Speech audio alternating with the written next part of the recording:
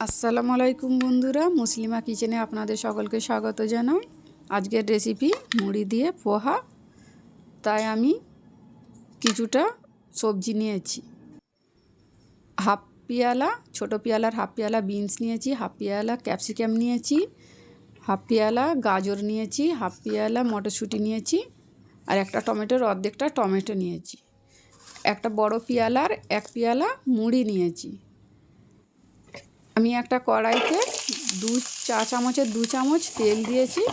সেই তেলে আমি গাজরটা দিয়ে দিলাম, বিনসটাও দিয়ে দিলাম, দিয়ে একটু নাড়াচাড়া করব। গ্যাসের ফ্লেমটা লোয়েতে রাখবো। একটু নাড়াচাড়া হয়ে গেলে আমি তাতে মটরশুঁটি আর ক্যাপসিকাম অ্যাড করব। আমি টমেটোটা সবার শেষে অ্যাড করব। এখন আমি এই উপকরণগুলো নাড়াচাড়া করব। একটা হেলদি খাবার এইটা।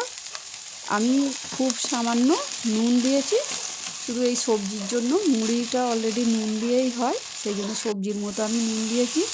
একটু নাড়াচাড়া করতে করতে দেখুন সবজিগুলো একটু গলে এসেছে। আমি 5 মিনিটের জন্য লো ফ্লেমে ঢাকা দিয়ে রেখে দেবো। 5 মিনিট পর আমি খুলে তাতে আমি লঙ্কা দুটো অ্যাড করে দিয়েছি। এরকম লম্বা লম্বাভাবে চিড়ে নিয়েছি। ঝালের জন্য আমি লঙ্কা ব্যবহার করেছি, কোনো হলুদ বা লঙ্কার গুঁড়ো আমি ব্যবহার করব না। একদম হেলদি খাবার আমি বানাবো। এবারে আমি মুড়িগুলো একটু জল দিয়ে ধুয়ে একটা ছাঁকনিতে ছেঁকে নিয়েছি। এইভাবে নাড়তে নাড়তে উপকরণগুলো সবজিগুলো সিদ্ধ হয়ে গেলে এবার আমি টমেটোটা অ্যাড করে দিলাম। এখনও আমি 1 মিনিটের মতো ঢাকা দিয়ে রেখে দেব। নেড়ে চেড়ে 1 মিনিট পর তুলে দেখলাম সব উপকরণগুলো সবজিগুলো সিদ্ধ হয়ে গেছে। একদম এরকমই আমার পোহার জন্য সবজিগুলো সিদ্ধ দরকার। তারপর আমি মুড়িটা দিয়ে এবারে নেড়ে চেড়ে ভালোভাবে একটু 1 মিনিটের জন্য আবার লো ফ্লেমেই এখন গ্যাসটা রেখেছি। এরকম নাড়াচাড়া করে নেব। একটু নাড়াচাড়া হয়ে গেলে আমি আপনাদেরকে পরিবেশন করে দেখাবো।